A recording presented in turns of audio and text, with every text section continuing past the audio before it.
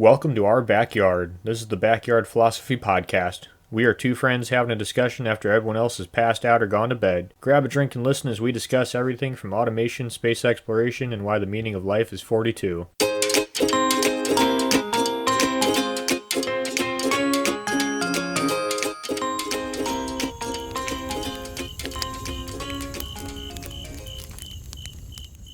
Put on your pajamas, order a pizza. We're going a little off the reservation today with this episode. It's going to be a little bit more relaxed, a little less scientific, and we're just going to pretty much shoot the shit. So, Nick, as always, how you doing and what are you drinking? I'm doing good, getting ready for the weekend. I'm drinking a Dead Guy Ale, which is probably my preferred beverage of choice. Nice. I'm joining you with the beverages. I'm doing another screwdriver this week. I don't know why, but vodka's been on my mind. But this episode is going to be a little different, ladies and gentlemen. We're going to give an insight into how we do the podcast, how we kind of started, and some Q&As about each other. Or our thoughts and opinions, dreams, hopes, aspirations. But to get a little synopsis, for those who may have not heard every episode, me and Nick have known each other for a long time. I would say probably close to a decade, if not over a decade at this point.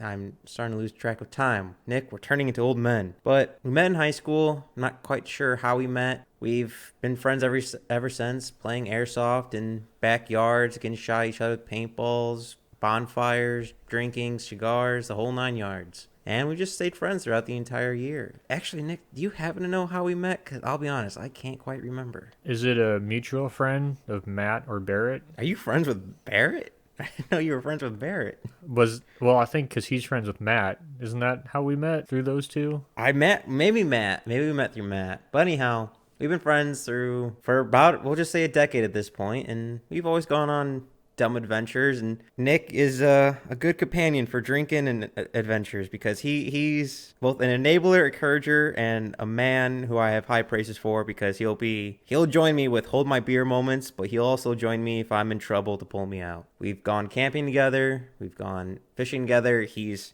made me eat roadkill before. That's a long story, which prefer not to remember, but we've had interesting conversations with each other. And that's kind of how this podcast came to be. We were up at Nick's grandfather's cabin, and everyone kind of went to bed. Fire's dying. It's cold, snow outside, and we just had some cold ones and just staring outside and watching nature be nature. And we just started talking, and we kind of grew. We've both been huge fans of history and science and mathematics. I don't know for Nick, but a huge influence on me was the Juno Club, which was founded by Benjamin Franklin, which was just a club to bring in the middle class or tradesmen and share ideas, books, and knowledge. So I've always wanted to do a podcast, and kind of out of the blue, Nick hit me up. And Nick, I'd like to hear how you kind of wanted to do this thing, because I don't really know where that came from. That's funny. I was going to say you were the one who was the driving force behind this, and I think I was more just the only one willing to do it with you. I unfortunately have crazy ideas, but luckily I have crazy friends that join me like you, Nick. Well, like Mike said, I'm a fan of science and history, and unlike Mike, probably less in the mathematics, unless it's simple geometry that I can use in my job. It's definitely not a fan of math. Calculator in my phone is my best friend. But from why I want to do this podcast is, I like learning about different things, expanding my knowledge, but, only learning and reading is so much of it. When you talk through these issues with another person, you learn things that you didn't know before, build upon ideas, improve them. So I think it's making me smarter. But one of the other reasons I wanted to do this was I know there's a lot of issues that people talk about all the time in the news, but they don't really talk about the underlying issues or the secondary, tertiary effects. And I kind of just wanted, like a lot of our podcasts talk about the effects, like the second, third order effects, like how we went deep in the fire podcast, or, just the storage of nuclear waste, not just about nuclear waste, but just how do we store it, and that whole issue. Things that don't always get brought to the forefront that I really didn't have any idea about, but I was going to learn and shoot the shit and maybe drink some beer. Mike's probably one of the best guys to do that with, especially when you bring science into it, as the mad scientist he is. there's a point that you brought up in the beginning of the podcast that has really echoed with me and really influenced how I research topics we do. We'll talk about how we research topics and stuff like that. But Nick, you brought up a point that every industry thinks that they're the only industry that uses technology, or their industry is so much better than another industry, and it's just a lack of knowledge. And it's been so eye-opening to see how both the foresters and the fishermen and nuclear physicists, and how everyone kind of gets trapped in their own bubble. And it's nice to pop those bubbles and kind of be coherent unit. I mean, we're all human. We all should be on humanity's side. And that really echoed to me, that thought process that you had, Nick. And I'm not sure if you want to emphasize on that, because I probably butchered it. No, I mean, that's pretty much the point. It's, I work in the forest products industry. Logging, for those not familiar, is just one aspect of that industry, but it's the one that gets the most press, and we have pretty much only bad press. And part of the problem is the people who oppose us are really good at social media, and people who go into that profession largely because they don't like dealing with people, so we don't have a lot of positive voices. So, and then I have a lot of friends who work in agriculture and stuff like that, and they're the same way, and we're largely regarded as, for whatever reason, people don't seem to think that technology has infiltrated agriculture or forestry. I mean, logging, a profession that's been around since the Bible, people still seems to think that they have the same methods. It's men going out with cross-cut saws and cutting down trees, when in reality we have like $1 million machines that can be lowered down a hill by another $1 million machine to cut $1 million worth of products. Trees of any size. Yeah. All sorts of things. It's highly sophisticated. The computers in those machines are what cost the most.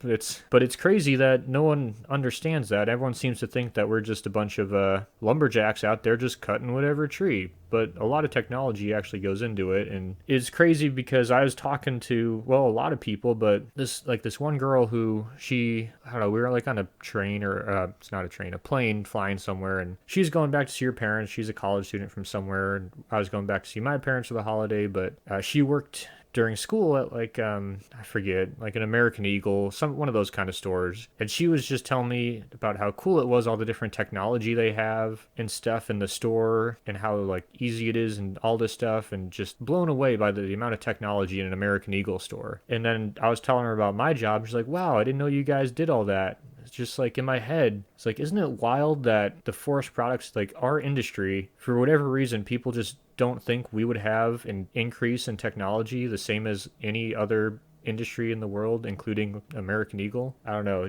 It always rubbed me wrong that we were on the bad end of the stick. And I figured, a lot of my friends I know, they feel the same way, that people just don't realize technology isn't only advancing in whatever industry they happen to work in, but it's advancing for all of us. And as our lives become more and more complex, as everyone's job gets more and more specialized, the distance between those circles grows, and the distrust grows because they don't know what they're doing, because it's hard to comprehend because of how specialized all these jobs are and how specific they are to certain areas, places, industries, that sometimes, when I'm talking about my job, if someone doesn't really care, I can give them a short 10-second answer. But if they really want to know, it might take like an hour or so to explain everything I do. So I just kind of, explore the complexities of other people's jobs and bring some of their issues to light that may be a simple fix, but just no one talks about because they don't know about it. Two things. One, I would love for you and your coworkers to do a remake of the Mighty Python Lumberjack song. That's just was singing inside my mind this entire time. But secondly, most importantly, like when you just explained, that really resonated with me. I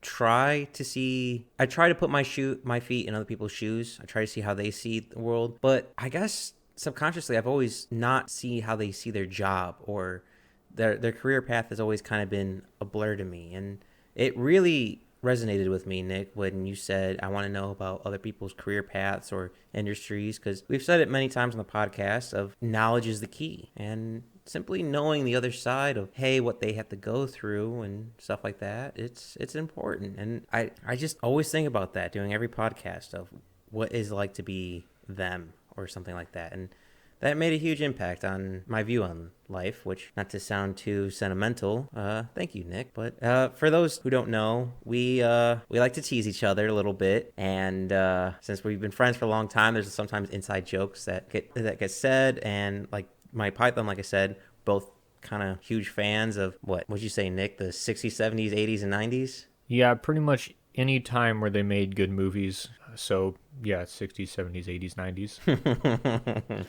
I mean, Maybe early 2000s, like some Will Ferrell movies, but that's about it. those were just sprinkles on top of the ice cream, not the ice cream itself. But no, I mean, it's amazing how different yet similar we are, I would say. We both grew up in the same area, both went to the same high school, like we said, but we all went very different career paths. I mean, Nick, you went out west, I went down south, and you went more outdoorsy. I went with both more machines. Granted, we both aren't the happiest talking to people all the time, so that's I think a big influence on why we chose our career paths. But it's amazing to me how we've stayed in path, considering we're both not huge super social media people, which I find hilarious still to this day that you're our social media guy for this podcast. I may have gotten myself in over my head. Well, that might be a good point to start on the insides of this podcast of where did we begin? I mean, we were shooting the shit by a fire one night, just talking ideas, and I think actually we're discussing Atlas Shrugged, which is within my top 5 favorite books that super, super hit home for me for some reason. But I don't know. That was in the winter time of last year, and say spring, early summer of this year during the lockdowns, we just started talking, I think. And Nick goes, "You want to start a podcast?" Or I suggest the idea. Nick goes, "Yeah, let's do it." And I was taken off guard because Nick was very gung-ho, but it was just us just talking it out for a little bit for a few weeks. And if I remember correctly, we just started making lists and lists of ideas of what we want to talk about. And I'm trying to remember the early days, Nick, which is weird to say considering now that's months ago. I mean, we started talking about a podcast in December, did it more seriously in March, and started recording in, June or July? Could you help me with the dates there? I'm not the greatest with dates. Ooh, yeah, I'm not going to remember dates. But like any good idea, we didn't think it out that much, and we just kind of dove right into it. And we were figuring it out as it went along. Still are. Much like this entire year for me for 2020, my philosophy this entire year has been a joke. So there's a comic, I can't remember what it's called, but it's a man jumping out of a skyscraper, and he passes the man on a 22nd floor, and the man asks how's he going. And the guy who jumped off the skyscraper said, "So far, so good." And that is it. This year has just been bubblegum and tape for me, but it's been working out. So after we got a list of ideas, and believe it or not, it's kind of easy especially working with a friend, of just having that chemistry to just start bouncing ideas off each other, like no limits. It's just to see where it goes. And we ended up within a couple of weeks having like a list of 30 or 40. And then just kept building after that. But then it started getting a little more less talk and more real. And we started ordering microphones. And Nick, this might be a good point for you because I don't know anything about microphones, and I think if I remember correctly, you took charge on which microphones you were going to go for. Yeah, we just kind of looked at a bunch of different microphones, and the ones we kept seeing over and over again that a lot of other people had were the ones we got. We went with these, I don't know how to say it, Fiffin? I don't know. I went with the Manano, if I remember correctly. That actually might be a good thing to put on our Instagram page of what microphones we're actually using for this episode. For those who don't know, we're making up as we go. We do the research, and we'll talk about research in a little bit, but the equipment, the only reason we record with Audacity, that's the program we're using, is because I have some familiarity with it. It was just something I knew and just something to use, but I can't emphasize that we are trial by error, I guess. Sorry, I didn't mean to cut you off there, Nick. No, you're good. Yeah, trial by fire. It's the way we do a lot of things. Yeah, I just went with this one. I like the Remington 870 model of you can get a fancier gun, but if it's the gun one out of two Americans is gonna trust, why not use it? It's cheap, it's tough, and it'll work. And I didn't know how far we're gonna go with it, so this one works for now. If I want to get fancier, we'll upgrade later, but we'll see where it goes. Ooh, Nick being fancy. But it is definitely interesting of starting something we have no background in, and we're both pretty much nearly on other sides of the continent for podcasting. He's in Oregon, I'm in Texas. What's that, like 14 hours by plane? 8 hours by plane? 18, 20 hour drive, just guessing, maybe more. But that's been definitely an interesting point of trying to coordinate with a friend literally on the other side of the United States. And the other hard part is, so you got the time difference and then my schedule. I work in the woods and my schedule is largely dependent on weather, which is difficult to forecast as we have discussed. So some days I could be home at 3, other days I'm not home till 8. And usually I can get a text out to let Mike know I'm not coming home, but yeah, it's kind of tough. And Mike, what's that like, kind of just playing it by ear all the time with my goofy schedule? It's weird because I guess I've always had like a military mindset of hurry up and wait. So I've always, there's a joke amongst friends back in Chicagoland for me is Mike time. I'm always at least 5 minutes early wherever I go. I grew up, if you're early, you're on time. If you're on time, you're late. If you're late, you're fired. And for some reason, that's just carried to anything I carry through. But Nick, I mean, I get done 5 p.m. my time, so that's 3 p.m. Nick's time. So I, do things, stuff like that. And Nick, sometimes you have like crazy fires or you have some catastrophe happening in your part of the woods. And I'm just, I guess, just twiddling my thumbs. And I always wish your safety. But sometimes this might be a little bit insight to it. But usually how our podcast is breaks up is before we get on before we record, we just talk. I mean, we're two friends just catching up. I want to know what's happening in his life. Want to hear about his new wife, which I actually know from high school, which is weird to think about, and like how he's doing out there, how his parents are going out there, who I love his parents. I played video games with his brother. Like I literally played video games with his brother last night of this recording. It's so he's dear to me. So hearing about that. And then we record, and then afterwards we talk, we express ideas. But sometimes I want to kill Nick because that 2-hour difference really kills. Sometimes we'll stop recording, and it's about midnight, close to 1 at my time, and I usually get up at 4:35. And sometimes I want to shoot one of my best friends. But that's just joke. I wouldn't trade it for the world. I'm having so much fun doing this, and I imagine Nick wants to shoot me multiple times throughout recording this podcast. No, you're good. So unlike Mike, I normally go to sleep around like 8:30 or 9.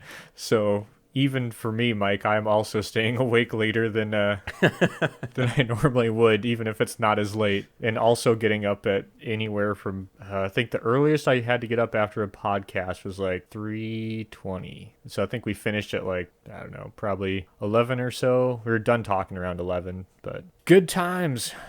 I look at it, it's like I'm getting up at 3:20. I'm going to be tired anyway if I go to bed at 8 a.m. or 8 p.m. or 11 p.m. So why not enjoy the night? No, I wouldn't try. It's like I said, I've learned so much every episode, and it's just with one of your best friends when you're just like discussing ideas or shooting the shit. It's one of the best moments. It's the whole bonfire experience of usually the people at the end of the bonfire are the real friends. The ones who stayed the longest because they enjoy their company. And that's kind of where the name came from. Ooh, should we talk about how the name came to be, Nick? Yeah, it's not a bad idea. We had quite a few options to start out. We were tossing back and forth. Mike, what was your favorite one? Or the 3 you wanted? I could think of 2 off the top of my head. Actually, if you vent for 20 seconds, I still have the original list. Okay, yeah, why don't you bring up that list. So we are looking for something that represented our air quote style atmosphere we wanted to have, and that was, like we mentioned previously, the end of the night bonfire.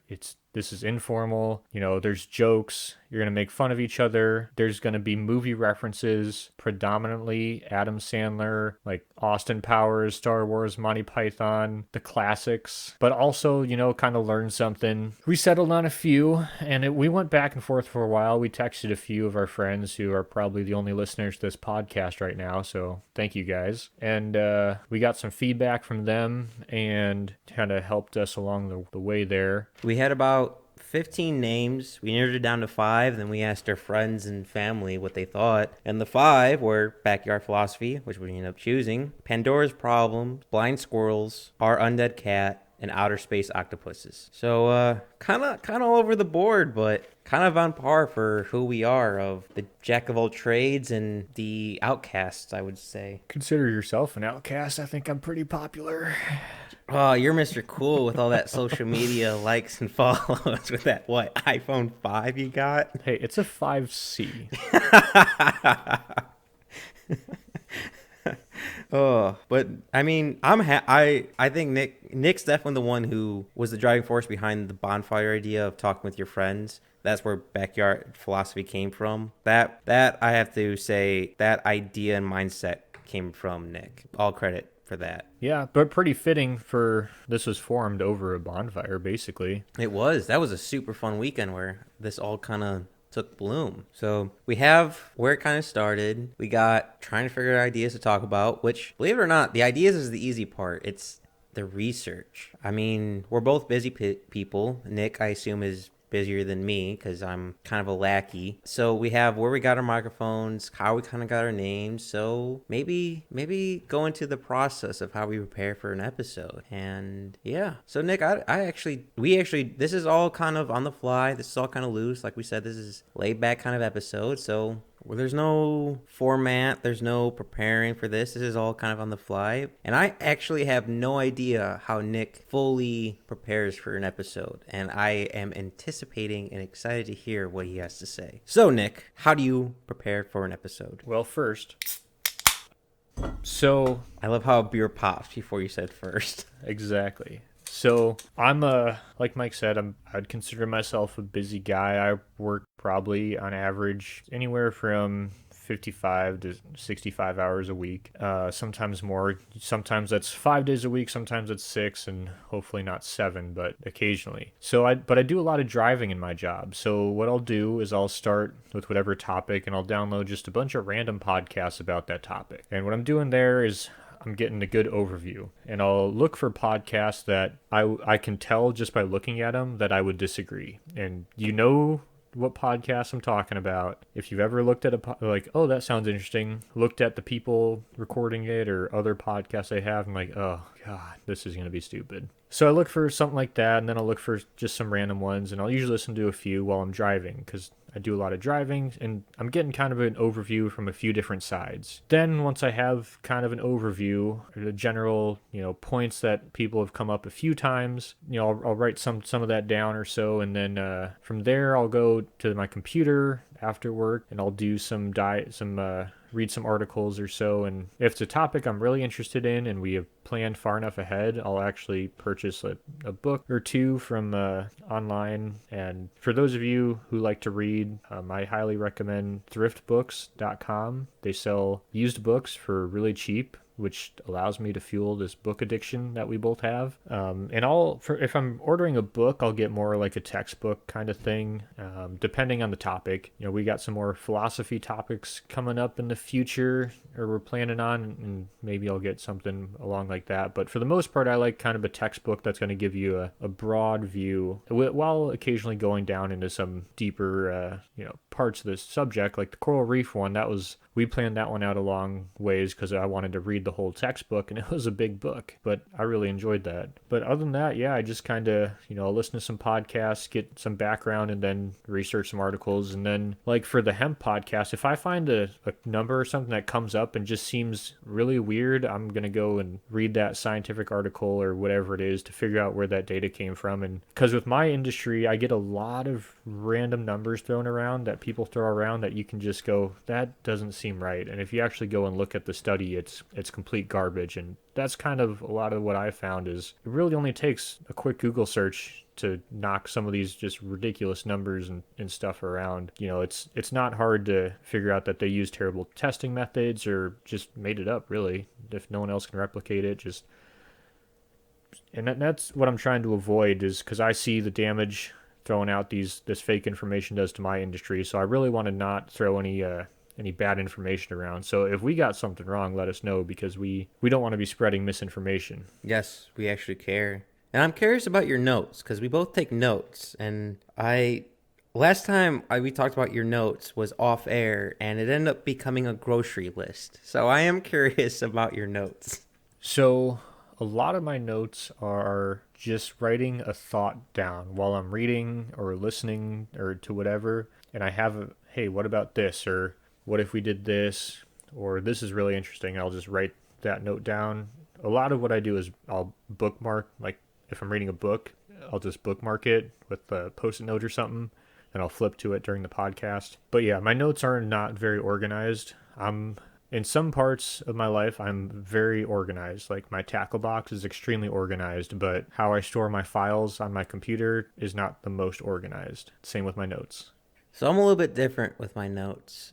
Unfortunately, I can't do what Nick does with the books and tabs. So always bring up Texas because it comes up. During the middle of the pandemic, I decided to pack up my car and move from Chicago to Dallas. And so everything I own has to fit inside my car. Everything else is in storage. So I can't bring my entire library with me. I pride myself on a library. So, and it kind of hurts not to have all those books. I guess judge a man on his library, not on his collection of cars. I'm a little bit different with Nick. I unfortunately don't get as many books as I want because, like Nick said, we both are book addicts. We both have an addiction to books, and it just keeps piling up. And I can't wait to see, if I survive to be 60, to see what our libraries look like. But a big influence for me is my university where I went to.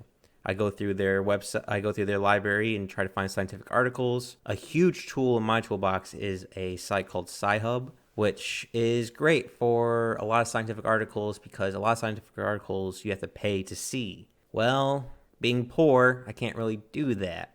But Sci-Hub gives me the option to, because they do this great thing where they have this pay program and it's free for people users. They ask for donations. It's a lot like our Arduino, if my electronic nerd people are out there are listening. But I try to go for either industries, direct source. I go for a site that I actually respect, or scientific articles. Unfortunately, a lot of sites I don't agree with. They've notoriously came out with false news. I don't want to name names, but they're very untrustworthy. And I don't like using those sources. So unless I can back it up, I don't use it. But for my notes, I have two notebooks. One is just ideas. I will open up probably 30 tabs when researching it because most of mine is internet-based. And I'll write down whatever comes to my head. I'll circle any questions that other tabs I want to open with. And once I have everything written out, they're just really rough ideas. I'll transfer it to the other journal, and I'll fully write out what I want to, not fully write out what I want to say, but a more explained method of what I want to explain and sort of in order. And so that way we'll take invasive species. All the lionfish are together, all the buckthorn are together. They're all separated and all kind of put together in categories.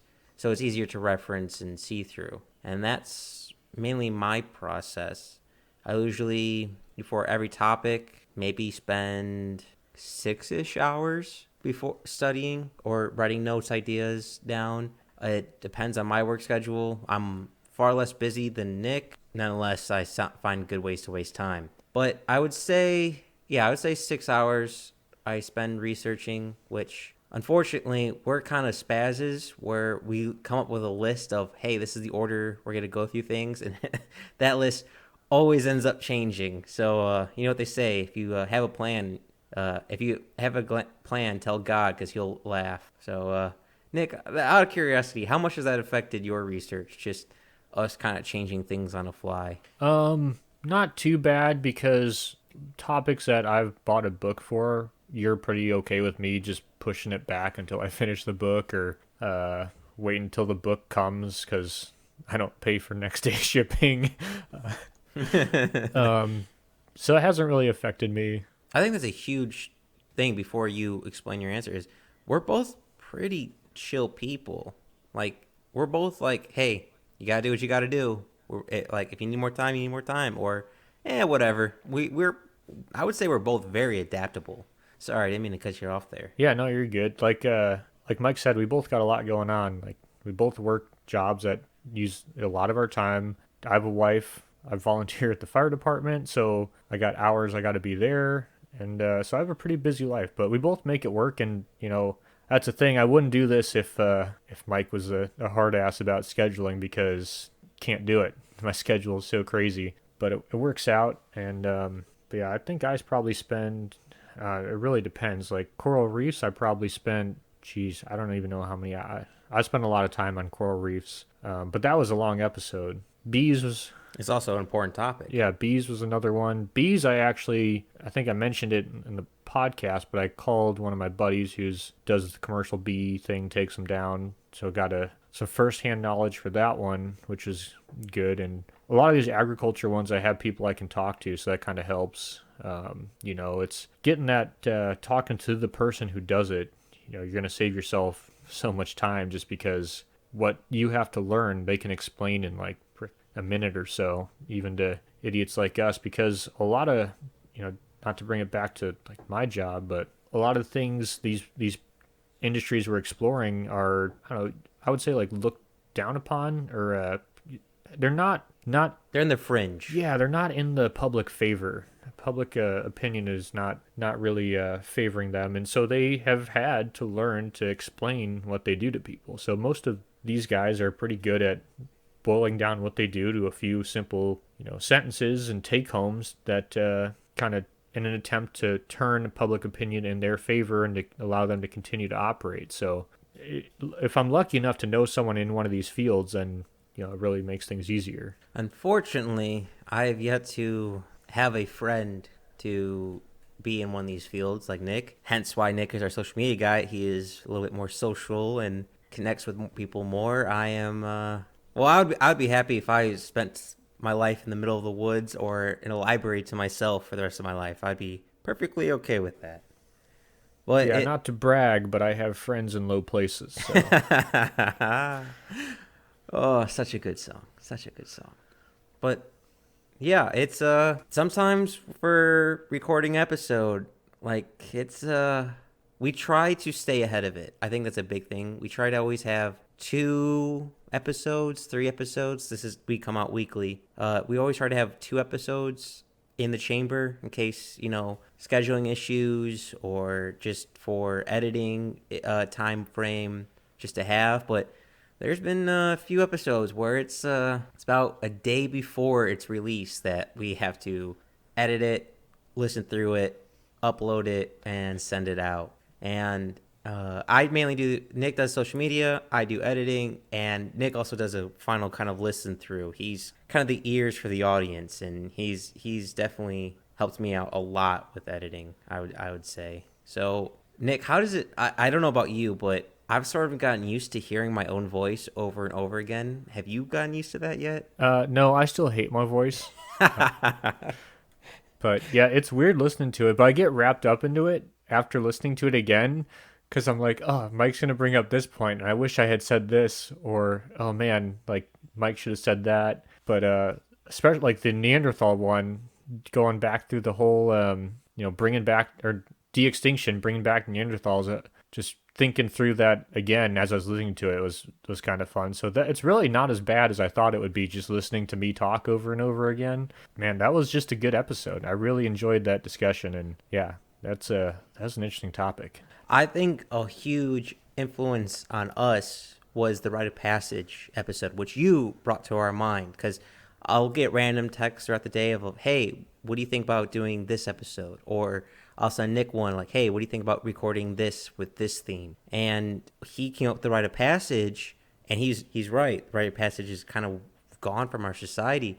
and it got us a little bit more philosophical and a little bit less scientific, which I think is kind of our niche of having both and mixed all together. And I think that kind of really came together with De-Extinction. I think De-Extinction is one of my favorite episodes because we have the science in there, we have the facts in there, but we also have some personal slash ethics slash philosophy questions in there. And I really like when we go down those rabbit holes of, well, what if? Or how do you feel about? Because I think hearing one of my best friends' opinions is important to me, and hearing the other side, because me and Nick don't always agree on everything, and we're like a Venn diagram. 1/3 Nick, 1/3 to us together, 1/3 Mike, and it works out pretty well. Yeah, it's a good sounding board.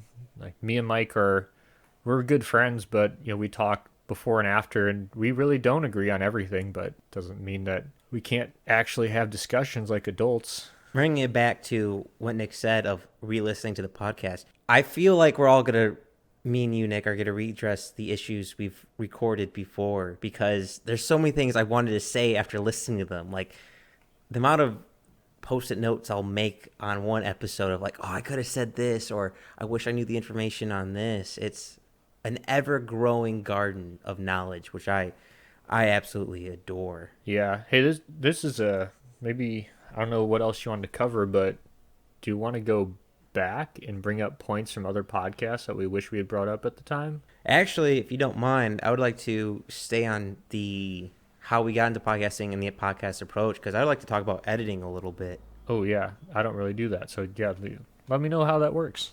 It makes me want to shoot my brains out constantly. For those who want to start their own podcast, and I always implore everyone to seek their own knowledge, talk with their friends. I mean, everyone talks to their friends' ideas, so might as well record it. And, just at the very least, you'll have that memory or thought recorded. And it's always different saying something out loud versus in your own head. But as I said in the beginning, I use Audacity, which is a free program, and I highly recommend because it's very user-friendly and it's very easy to use.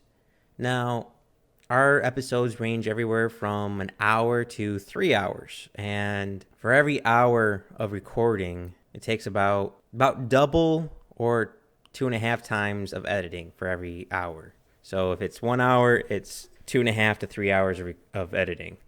And it's mainly saving you, the audience, of the awkward pauses, our microphones maybe picking up a background sound, the likes, the ums, or us just flubbing our words. As hopefully you all know, I'm not really good at English. And so pretty much how my process goes is I break it into chunks. I realized that trying to do a 3-hour recording all after work is not the best idea. So I usually break it up into 30-minute segments or 45-minute segments of the audio. So that's like usually an hour and a half for me. So I'll start going through. I'll create a new file. Both of us are having either MP3 files or WAV files, just something that Audacity can register. So pretty much any audio file. I'll try to sync with our syncs in the beginning. We do sync 1, 2, 3, and that gives me good reference points especially if we take breaks in the middle of an episode to help realign our audio, because we record our audio independently and we're not using a mixer, especially because we're, again, in 2 different states halfway across the country, and it helps having just separate audio files, makes it cleaner. Especially helps when Nick is like a couple inches from his microphone instead of like a couple feet from his microphone. I don't know what you're talking about, Mike. For the life of me. I really wish I had a video of my face when you said that, because it was instantly red. My white face was so red of anger when you said you were like 2 feet away from your microphone.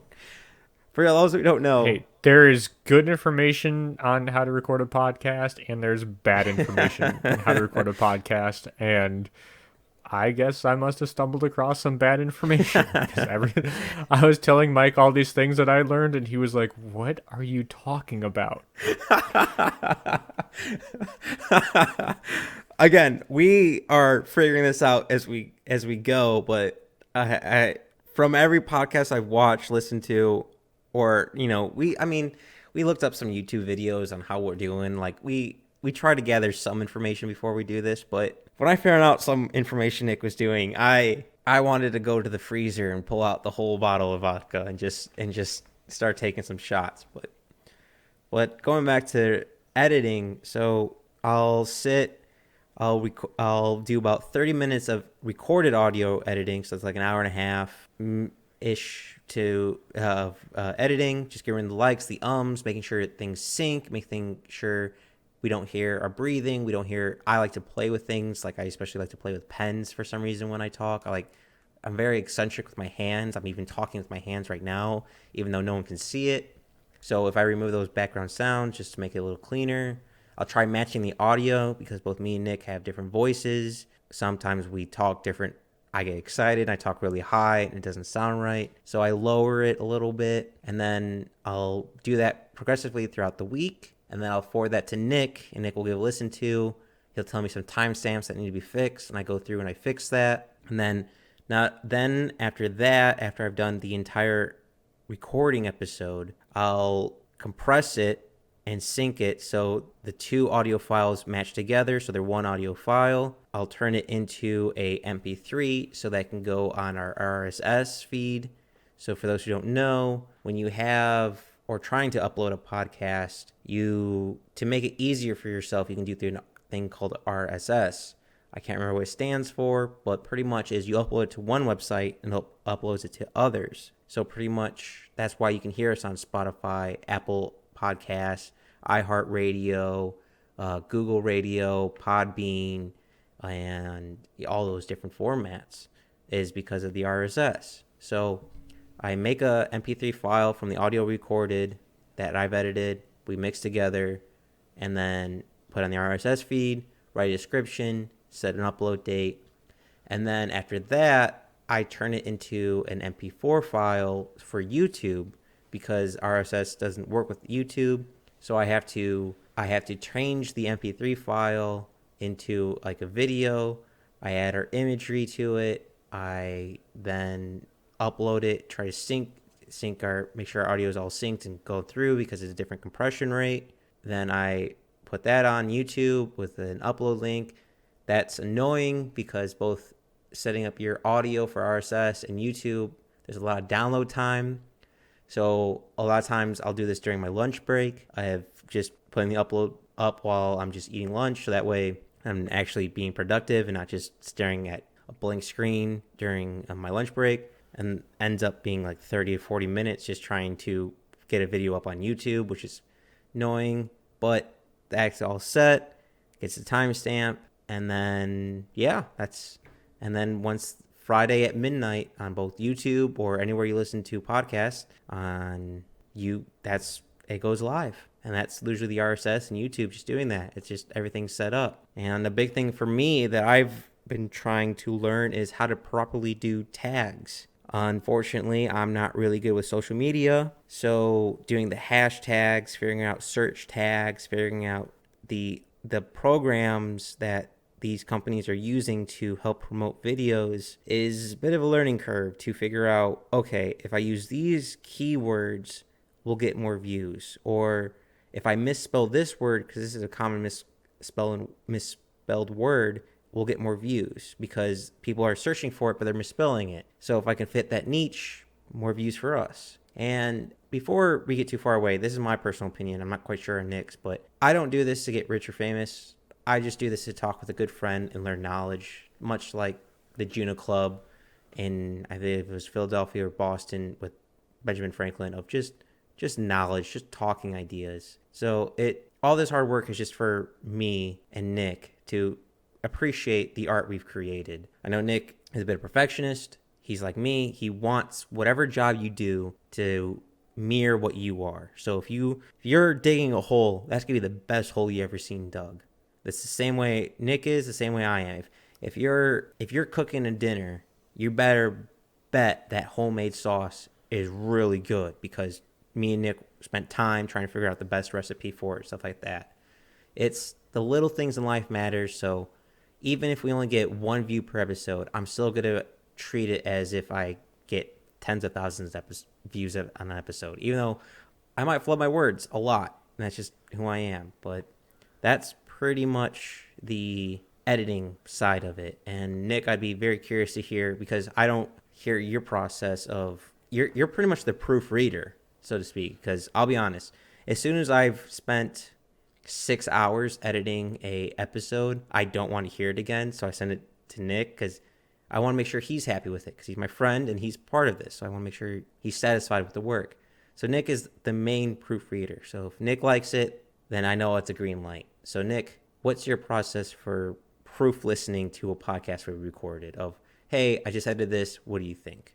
So what I do is I'll listen to it, record anything down, and for the most part, what I'm listening for is just something that doesn't sound right. Most of it is like Mike was cutting out an or something, and he maybe cut out like the M but left the so you have me going, and then it's cut like a hard cut, and then right into another sentence. So Mike, you do a really good job. I mean, recently I will have maybe 2-3 edits for a 2-hour video. I haven't really had any issue, but I just kind of listen to things that don't make sense. And like you said, I can tend to be a perfectionist in some instances.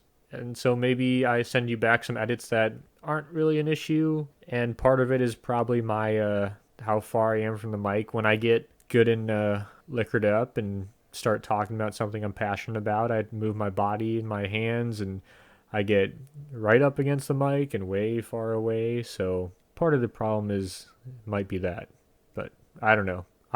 I don't do the editing, so I have no one to blame. So actually, you're really good, especially since you moved in closer to the mic. It was mainly your sound thing, your sound being echoey. That's why, for those listening, some of our episodes might sound weird, is because it was different distance for recording. Actually, the main problem with hard cuts comes to me. I'm a spaz. I'll come up with one idea and switch the middle of a sentence. So when I try to edit it and cut it and fit it all together, sometimes it'll be a completely different topic I'm talking about in the middle of a sentence, and it just doesn't work.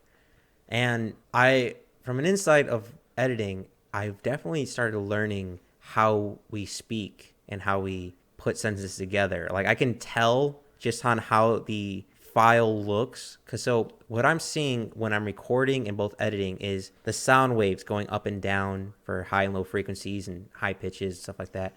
I can tell just based how it looks what word it is now. So I can tell when Nick's saying an and, or I can say the, or it's like filler words. I can tell just by the look of them what word that is, which is really weird to think about. But I've noticed my words are more spaced out with random breaks in them, which is annoying to edit because it's not consistency. Nick tends to be very easy to edit because it's usually he says a sentence, he has an idea, he takes a break, and then continues the sentence. And I can just remove that break so it sounds a little bit more clean altogether. For me, like, I'm looking at my audio file now as recording this, and it's kind of all over the board. Random breaks, random words being extended, and it's hard to put that and compile that together and make it sound better and clean compared to Nick. The only really main thing I have to edit with Nick is making sure our sounds match, shortening the breaks in between, getting rid of any random ums that don't quite work, or any random pops, or like sometimes T's, S's, and P's I've noticed are really hard for audio recording for those who want to start their podcast. Highly recommend a pop filter. It kind of changes the game a little bit.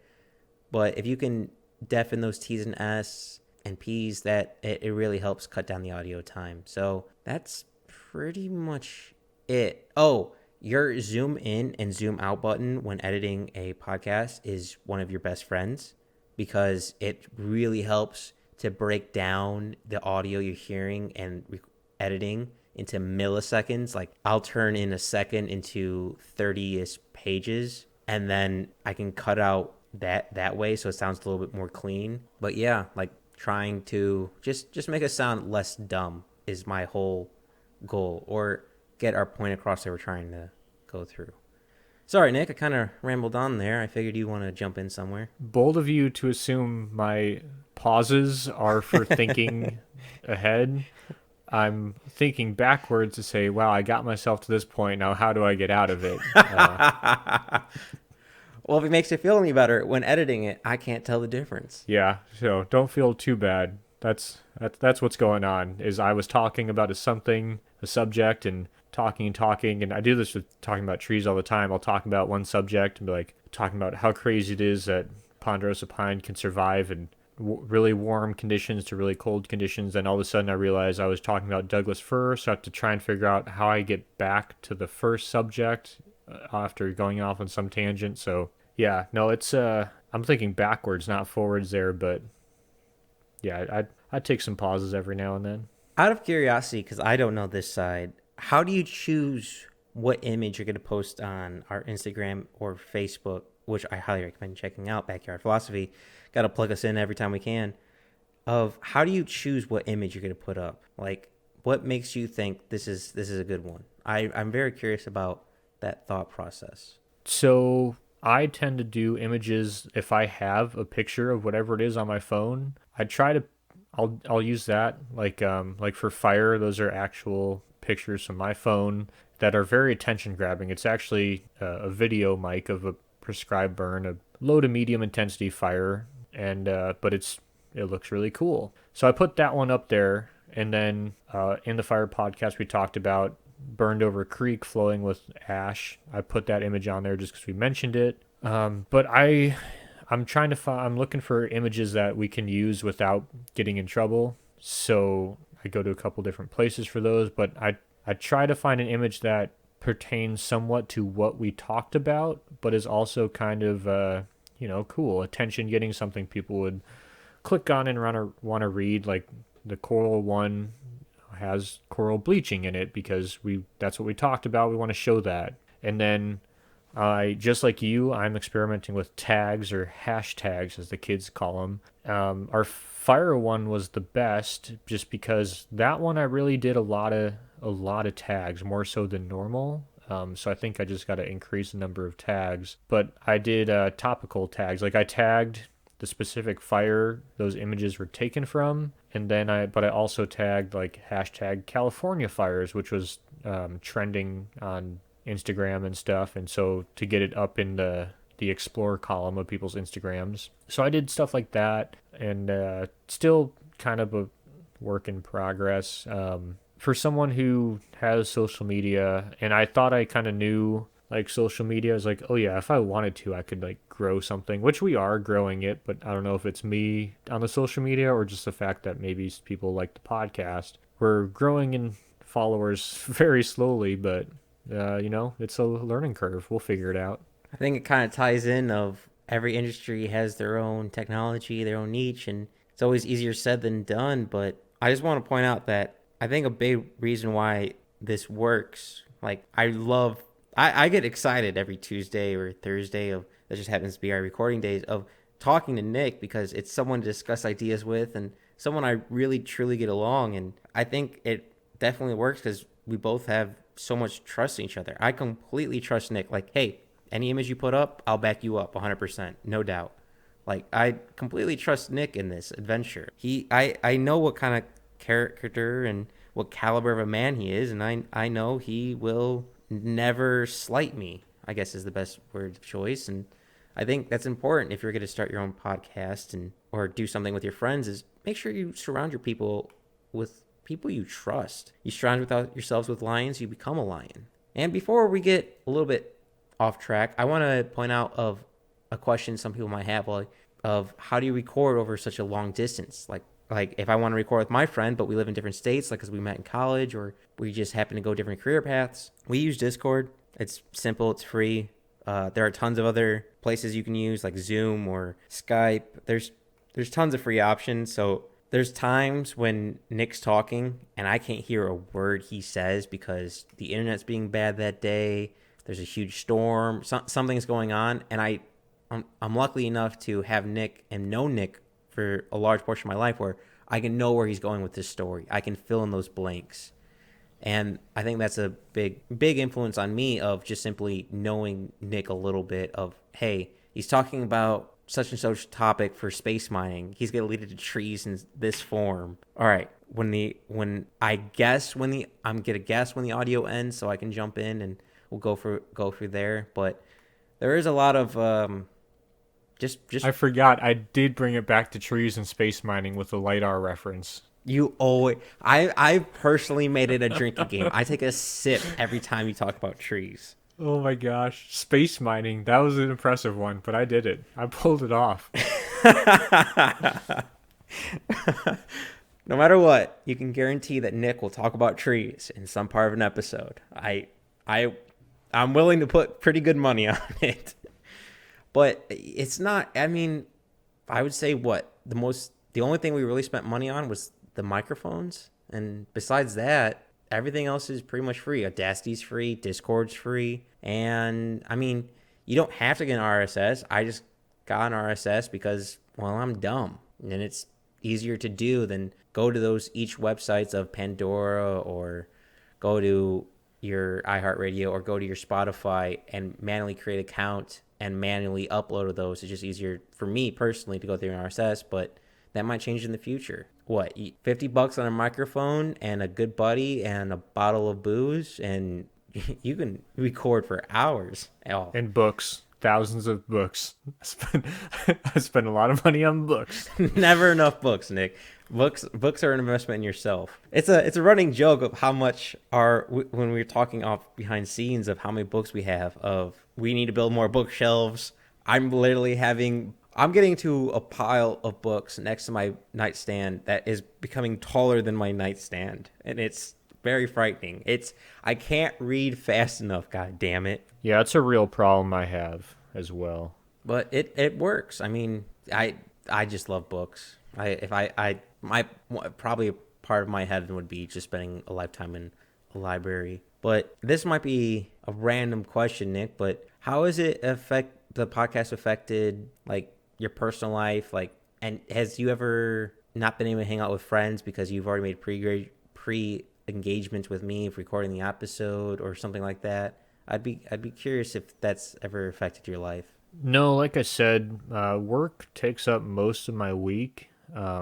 And it kind of works out really good for me because my wife is currently studying for her PE. So while she's studying, I can record a podcast or she can go to the gym. We're both pretty independent. So that's my major concern is how much time I spend with her. And she really makes it pretty easy because she has a life of her own. So there's not really too much friction there. And like I said, I don't tend to schedule anything over the week because the work is, I never know when I'm getting off. So basically, you're the only one I'm letting down during the week. No, you're good. You're good. And let's go engineers, PE, FE exams. Let's go. Some nerd talk for everyone. But no, I mean, you never let me down. Like we both know that, hey, our lives are busy, yours more than mine. And whatever comes up, comes up. That's, I think, a huge key of why I think this works is because sometimes we'll record 2-3 episodes in a week just because we know the next following week our schedules might be iffy. Well, that was like when I went and got married. So I was gone for a week. So I think I missed like 2 recordings. And then I went to that big fire. So all of our background or extra recordings we used up just because I was gone for like a month basically. Yeah, but it works out. Having that little security blanket makes a big deal. Or if we have to re-record episodes, it's really nice to have a different episode go up while we re-record another episode. For those who may not know, we've talked about certain topics multiple times in a conversation. I'm not gonna lie, Nick. After our wildfire episodes, I did not want to hear a word about wildfires because it was 3 hours recording, 12 hours editing because that audio file had a lot of issues. And then we end up re-recording for another 3 hours. And then it was another 6 hours of recording. And then another 4 hours of fixing errors. And I really hated wildfires after that day. I was like, I'm done with wildfires for a bit. Yeah, same. But just today on the radio, I heard and they're on NPR talking about how wildfires are primarily driven because of climate change, and I had to turn it off because like that's not true at all. Having all that knowledge is dangerous. Yeah. You know the. So I also cannot listen to anyone else talk Oh. about wildfires, but mostly because they don't know what they're talking about. And now you do. So now you're going to be listening to that radio station and be like, this fucking idiot. Follow the numbers; they never lie. But before I started talking about editing and interrupted you, you're gonna say something, Nick, and I was hoping you could remember what you were talking about. Nope. Cannot remember. Don't know what I was going to say. Okay. Well, we've talked about kind of how we started, some quick 101 trials and how to get started. We talked about kind of our process of editing, stuff like that. So maybe it's time to get to know each other for the public a little bit. Okay, well, before you get there, I do want to say going forward where we kind of want to go. We have an idea. We want to do some maybe little mini episodes about just random philosophical pages or papers or books or something as like a half hour or so episode or something. But we also are going to try and have guests on. We don't know quite how to do that yet. We're kind of figuring that out, but we want, our friends, and if anyone thinks they have something to say on and, in an industry that they can give us an inside kind of look, and that's kind of what we're looking for. And some of my friends have asked if they can be on, and it's like, we have our own fucking podcast. We're going to do whatever we want. Yeah, you can come on. So, if you think you have something that is important to share with the world, just let us know. And, when we finally figure out how to have guests on, we'll figure that out. But keep it in mind. Oh, I'm very happy you said that because, one, I love talking to you, Nick. It's definitely a highlight of my week of doing the podcast. So anytime I get to record with more episodes with you of doing these short little quotes, philosophical questions of short little episodes, which will be coming out soon, it's an absolute pleasure. And it is a dream of mine to talk with other professionals in different fields, just to hear their opinions and knowledge. I truly believe that education never ends and knowledge is simply in your own hands. So I always want to hear what people have to say. Everyone's got a story, gain knowledge, and it just always to hear an expert or someone passionate about their field, it's like stoking the coals of a fire. It just makes the fire come alive, tons of ashes and ember. So I'm looking forward to, and hopefully very soon we'll be able to get people on. And yeah, I mean, if you have any suggestions, please let us know on Facebook or Instagram of how to properly do that, or if you're interested in that. We're greenhorns, so we're trying to figure it out as we go. You're bringing up a point. So, what? I said you were about to bring up a point before I interrupted you. Oh, I was just going to say it's time to get to know a little bit one another in the public's eye of our random opinions or quick questions or things that really wouldn't make a podcast episode but are still fun to discuss, just to get to know each other a little bit, just to hear different opinions, just to throw some random ideas out there. And, well, I'll start with a big one. Do you think aliens exist? That's a tough question. Do I think other life exists out in the solar system? Yes. Do I think intelligent life exists out in the solar system? Yes. Do I think it's close enough that we have interacted with it? I don't think so. But, just the math of us being the only intelligent life in the entire universe is I don't know, slim to none. So I think there's going to be other intelligent life out there, but the universe is also giant. So just because there is doesn't mean we'll see it. It doesn't mean we'll see it in our lifetime. Now, do I wish the world was more like Star Wars? Yes, every day. Legitimately, probably every day. But, so I'd say yeah, but what do you think, Mike? So I'm puzzled. Part of me, so this is a very deep question I've wondered for a while so everyone's heard of the Goldilocks zone, a zone where a celestial body is so far away from the sun where it can have the ability to support life. And as everyone knows, things in the universe scale. So you have atoms, then atoms turn into molecules turn into objects turn into planets turn into solar systems turn into galaxies, and it grows. So that to me, when I hear Goldilocks zone and scaling, it means there's a Goldilocks zone for life. To me, that also means there has to be a civilization who is the first civilization ever to exist. I don't know if it's us. So just off the bat, mathematically, I agree with Nick. Life has to exist elsewhere in the universe because space is huge. there are so many galaxies, so many planets, so many solar systems in that galaxy, and so many planets in that solar, and it's just life. There's so many planets, so many celestial bodies. There has to be other life. My worry is, are we in the Goldilocks version of the universe? So the universe is constantly expanding until it doesn't, which it's physicists and scientists are discussing. But are we the first civilization to reach a higher plane of thinking? I'm wondering. I mean, are we in that zone in the growth of the universe where it's not only the Goldilocks zone of planets for supporting life, but also in the expansion of the universe? Because there has to be a civilization that's first. I don't know if it's us. I hope it's not us. But for right now, it looks like it is us. So it's weird sending all these probes, all these signals out to space, and other civilizations might not be able to hear it because they're not to our point yet. I don't know. It's something makes me wonder of, yes, aliens exist, but who are the oldest? Who are the most technologically advanced? Are we the oldest? I don't know. I get lost in my own thoughts sometimes. That was a long-winded answer, Nick. I apologize for that. So is Earth Coruscant? Is that what you're getting at? I'm processing so hard. I don't understand that reference.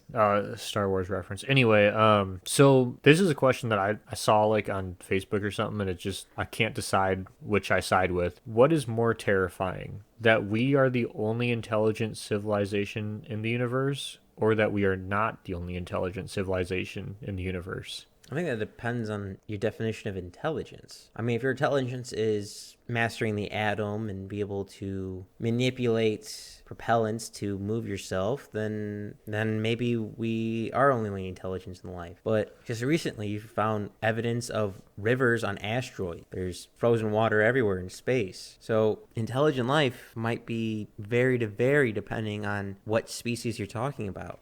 I mean, there could be entire species that don't speak. They just communicate telepathically, so they don't have to put out frequencies that we would hear. Or how, like, certain animals see in ultraviolet light. Maybe other quote-unquote intelligent creatures can sense and see in different frequencies and sight that we can't see or pick up. Like, they might be able to send frequency through quarks throughout the universe, or send dark matter, which we are still trying to identify. And it's a complicated question. So I'll be honest, I do not know. I think I lean on the side that it'd be scarier if we were the only people in the entire universe. Now, it's scary either way, that it's scary. There could be another civilization out there. Hopefully they're more like, the Gungans or something, like the freaking Jar Jar, but No, I think Jar Jar would be the worst kind of species to come across.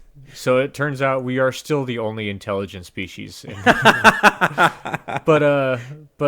But also, like, yeah, I mean, it's still terrifying either way. Like, either we are the only ones in this giant, giant world. Like, the world is not, that is a terrible term. I don't know what I'd use, or there's other people out there and maybe they're dangerous, like the Krogan from Mass Effect come to mind. But it's just, I don't know. I think about that one all the time. I'm sure you will too now. It's weird how a seed can be implemented in a person's mind and it just grows. Something so small can mean so much. Like, to me, I still think about, is math discovered or invented? And there's no way to really answer that. You could argue each one, but there's no real proof. Now, Nick, I mean, we've texted each other kind of constantly throughout the week of, hey, what do you think about this? What about that? And Nick, you sent me a question for this episode, which I don't know. And your question was, do you believe in luck? And I don't know. I believe in randomness. I don't believe the universe is fair or there's stuff like that. But setting up different variables will lead different outcomes. But I truly don't know if there's luck. Do you believe in luck? Or I don't know. I guess how to phrase that. Do you believe in luck, or do you believe in no luck? I mean, I believe in luck. I think, hokey religion is no match for a good blaster at your side, but, always being prepared isn't going to hurt. But, like, my brother, he's a lucky son of a bitch. Like, he does a lot of dumb things, and they all turn out. And he said, in an actual quote, "Bad things just don't happen to me." Oh, I'm going to have to shoot your brother in the face next time I play a video game with him. I I hate that when people do dumb decisions and it just happens to work out for them. I'll make a smart decision where I work really hard and it will fail and blow up in my face. And I have, oh God, it just, I hate people like that where that's just, I don't know. I still don't know if there's a purpose or a path everyone's supposed to follow in this universe, or things are just random, or hey, some people just have certain DNA that makes them luckier than others and everyone just likes them more. Hell if I know. I subscribe more to the Sarah Connor philosophy of there is no fate but what you make. I think a lot of luck is the way people see it, is, prior planning, especially like everyone, like someone gave a good elevator pitch or something and then got on with some company or something, but it was the background, is all that work that happened before that moment. Everyone talks about a moment that changed their life, but it wasn't that they just happened to be there at that moment. It was the things they did prior to that at that moment that prepared them for that moment. So you can be unlucky, but I think, I definitely believe in luck, but I think it plays a smaller role in people's lives than they think. I think a lot of good luck comes down to prior planning, and bad luck comes down to adverse planning or no planning. But some people, like your brother, even if they make bad planning, it happens to work out. Yeah, but at the end of the day, there's going to be chance in anything we do. I mean, that's one of the benefits of working outside, is there's no absolutes. It's everything is lucky. Whether if you don't get rained on, you don't get all wet, you don't get poison oak. There's a factor of trying to avoid those things, but sometimes it's just luck of where it's going to rain and where it's not, and you can't leave everything. You can't control everything, so maybe it's not as much luck, but acceptance of things you can't control, and maybe that's what luck is, the people who can deal with that lack of control, people who can't. I don't know. I definitely believe in luck, though. So you remind me of a quote. I'm a huge fan of quotes and, hearing speeches and stuff like that. For some reason, it really attracts to me, and there's a quote of, the harder you work, the harder the work, the luckier you are. And I agree with that, but I don't know if it's luck. I think the harder you work, the more opportunities show up. So I'm so torn on if luck exists or not. I don't know. It's a lot of issues, unfortunately. I can go both ways, and sometimes I do. Sometimes I switch to one side, and then the other day I switch to the other. It's trying to figure out which works best for a situation. Yeah, no, I agree. I could go both ways on luck sometimes. I just think I tend to agree that I think there's some, what people chalk up to luck tends to not be luck, but I think there are some random chances that, the thing about luck is, I think what luck is an opportunity. And when people say someone's lucky, what they really did is they seize that opportunity. So lack of action a lot of times would be perceived as unlucky, but if you seize that opportunity, you're lucky. So like if you were, I can't think of a good example, but yeah, I definitely, like you said, I could go either way, but I'd lean on the side more of luck is real. Okay. Now, Nick, this is where the hard questions come in. After we talked about life, death, and alien existence, where's the line between soup and cereal? What classifies as a soup and what classifies as a cereal? All right. I'm going to start off on naming things that are not soups. Cereal is not soup. Chili is not soup. Jambalaya. Jambalaya is not a soup. Gumbo is not a soup. Gumbo is closer to soup than jambalaya for sure, but I would not consider it a soup. I would say soup has to be more liquid than it is solid. For me, it's the sugar content. If it's a sugary liquid with solids in it, then it's a cereal. If it's a non-sugar, I'm going to steal from you, Nick. A non-sugary item which is mostly liquid, then it's a soup. So jambalaya, even though it's not sugary, it's mostly solid, not mostly liquid, so therefore it is not a soup. So for me, cereal is sugar soup pretty much, and soup is non-sugary liquid. I don't know. That's hard word choice to properly say. That's funny. I don't know if you know this, but jambalaya is like my favorite meal. I did not know this. This is good to know. If you ever visit me in Texas, I'm going to have to take you some nice barbecue and some jambalaya. Sounds good. Then we'll go fishing. Or going out straight to the Gulf. None of that inland stuff. That's a bit of a drive from where I'm at, but okay. I live in Oregon. We drive all the time. We'll drive, yeah, me and Blair will drive like 8 hours out, go camping somewhere. So I'm not adverse to it. So we're gonna go where the fishing is good. Actually, we're gonna go to Louisiana. I mean, if we go to Louisiana, we're going to New Orleans. Nick, I would love to see you during Mardi Gras. Yeah, I've heard that before. I want to see how many beads you get. Anyway, back. But I also wouldn't consider jambalaya a cereal. I would consider jambalaya just a dish. I don't know. I don't think it's a soup at all, or a cereal. What would you call jambalaya? I would say it's the same thing. Whatever like kind of chili is. It's a mixture with a broth almost like I guess a spicy stew. I Yeah, I guess it's closer to a stew than anything. I don't know. But since you don't check your text messages, I'm gonna keep asking you questions of if you were gonna die or you were dying, what advice would you give to an individual? Whether that individual be random individual or someone close to you. I don't know. The only advice that I would give is kind of the way I live my life is I like to look at my friends or my family and I want to emulate the qualities in those people I respect the most. So I'll take a little bit from each person. So like my mom is really good about caring for everybody. And so that's the quality that I'd want to take from her. Same with my buddy Robert. He's pretty selfless. And then like my buddy Frank, he's like the most loyal guy ever, so I'd want to take that from him. And I guess the advice would be, you surround yourself with good people, so take what you can from those people and emulate that in yourself. So I don't think I'll ever be as good a friend as like say Robert is. He's freaking ridiculous. I mean, he's not married, so he has a time, but if I wanted him to, I'd be like, hey, Robert, come over. And he'd be like, oh, okay. And he'd just drive like freaking 8 hours to hang out for like a 3 hour window. It's like, dude, that's fucking ridiculous. Don't do that. And he's like, oh, I just thought you were in town or something. But yeah, it's, that's kind of where I would just take those, Attributes from other people. yeah, because, you've already recognized attributes you like in those people, so just kind of think about it, figure out what you like, and try and emulate them. And to be a good person, I guess. But, I don't know. I guess my biggest piece of advice is your job, which is where you spend most of your time, especially if you're me, do something you enjoy. Like, I really like my job. It sucks sometimes. It's long hours and it's hard work, but, I'm passionate about it. And so it doesn't really seem like work. If I was working a job like this that I hated, it'd be different. I think that's made my life a lot happier. Those are my two, I would say. What about you?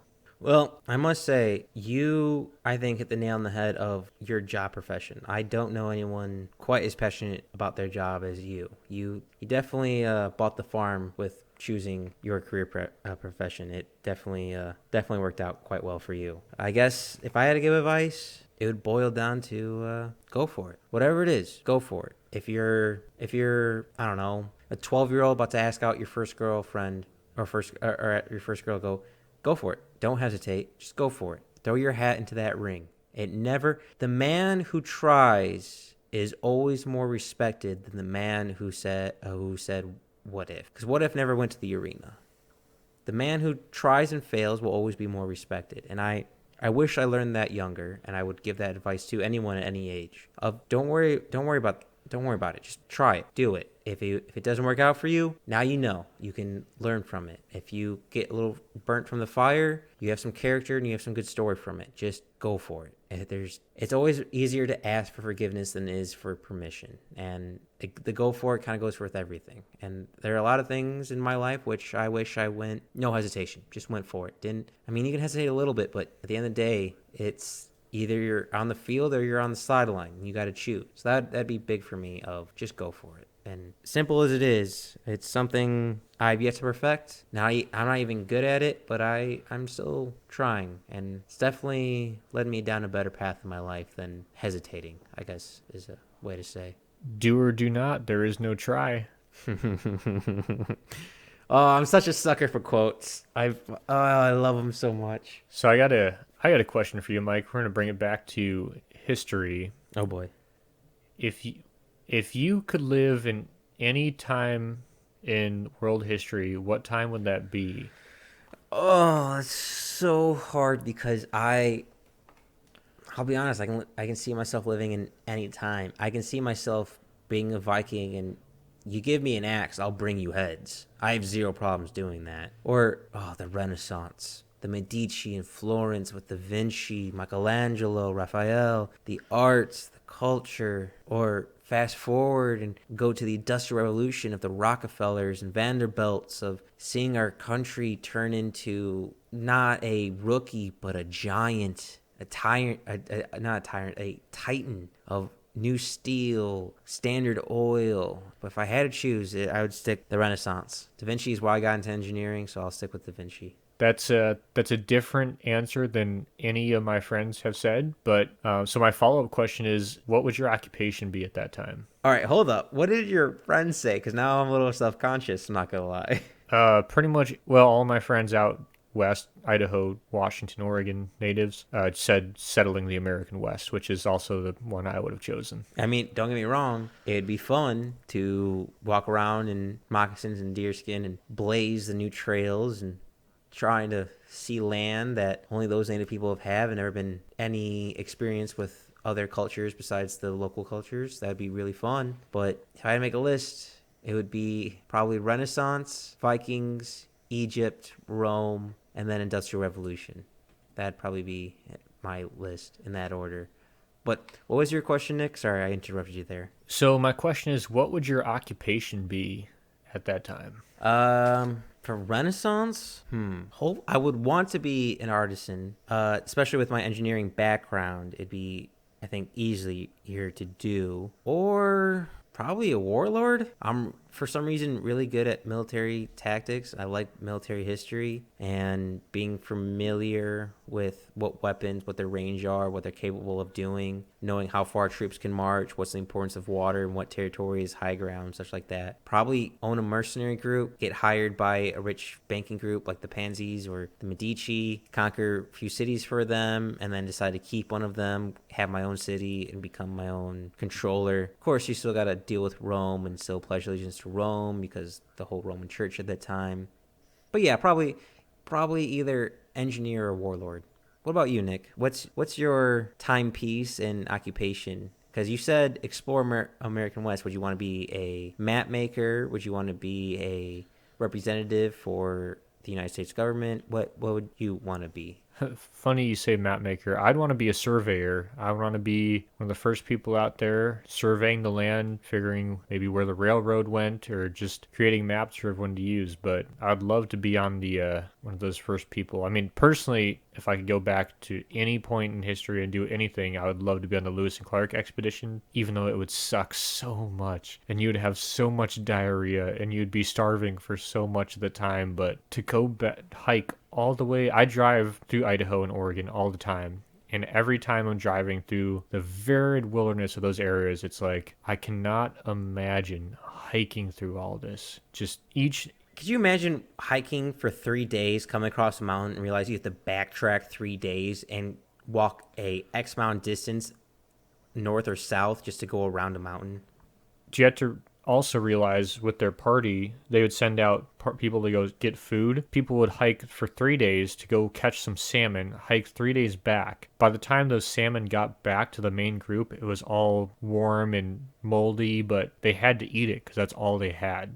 And that was like a common occurrence. No guts, no glory. If you want glory, you have to pay the price. But I guess since we both have our own historical events that are significant to us, I wonder, not just historical significance, what about a personal object of significance? Like, what's a weird art or object that you have that inspires you, or you have a memory tied to it, or story tied to it, or it makes you reminds you of like the old West or ancient Greeks or something like that? Do you have an object in your home, like a piece of artwork that you really enjoy because it reminds you of a different time period? I have a bunch of posters. They're all World War II propaganda posters about national defense of forest, United States forest during World War II. I'm looking at one right now. It's got Hitler and Tojo on it, and it says, "Our carelessness, their secret weapon.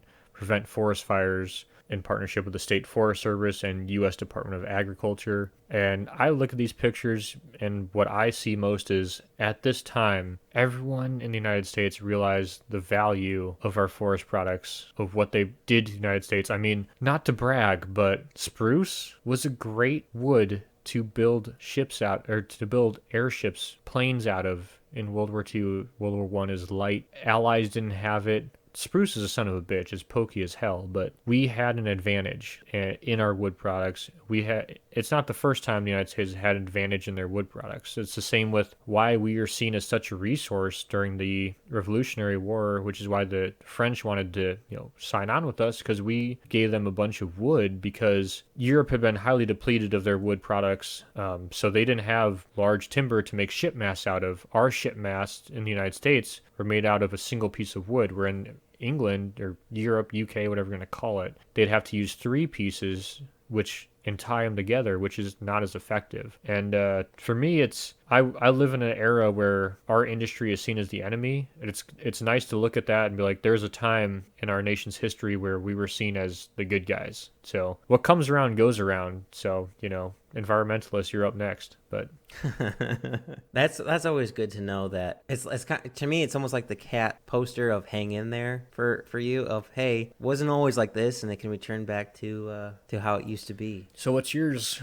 For me, I have a 1901 typewriter, and it still works, fully functional, both black and red ribbon. And I don't know, I really like that industrial look, the metal and wood look. And typewriters, to me, it's why I'm also so fascinated with guns, is the engineer in me knows there's no wasted movement. Everything moved how it's supposed to be. And when I hear that, my family was poor, so when computers came out, we didn't have one. I actually learned how to properly type on a typewriter, not a keyboard, which is probably weird to future generations, but that's how I learned how to write papers, was on a keyboard. Not a keyboard, a typewriter. So having this thing weighs a ton. It probably weighs close to 50 pounds. And I absolutely love it. Just hearing the click-clack, the history of it, that almost like Hemingway of sitting in a room with a cigar, with a glass of brandy, writing a book with a Victorian chair. I don't know. It makes me realize that you can do so much with so little. With no technology, like modern technology, no phones, no internet, no easy way to communicate across your town, let alone countries, they were able to come up with a typewriter. Something right now, if as an engineer I was told to build, I would have to do so much thinking and planning to do it, yet they're able to do it without the internet. I don't know. That's definitely an art piece to me that I absolutely enjoy owning and having. So we talked about if you could own any, or what items of art made you happy. So my next question is, what items that may or may not exist, if you could own, would make you happy? Maybe from like film or something. For me, I would love to have like the prop from Indiana Jones, the idol from the first Indiana Jones, where he put the sand on the plate and then ran out with it, and then he ran to the float plane. It's like, that would be cool to have, just because, man, I love Indiana Jones. I mean, that's a good one to have. And Indiana Jones is probably one of the best characters ever written. That's a tough one for me, because if it's from a movie or TV show, etc., I'm not quite sure. Real life, I would like a Bridgemorth vertical mill. That piece of machinery is so beautiful to me and works so well.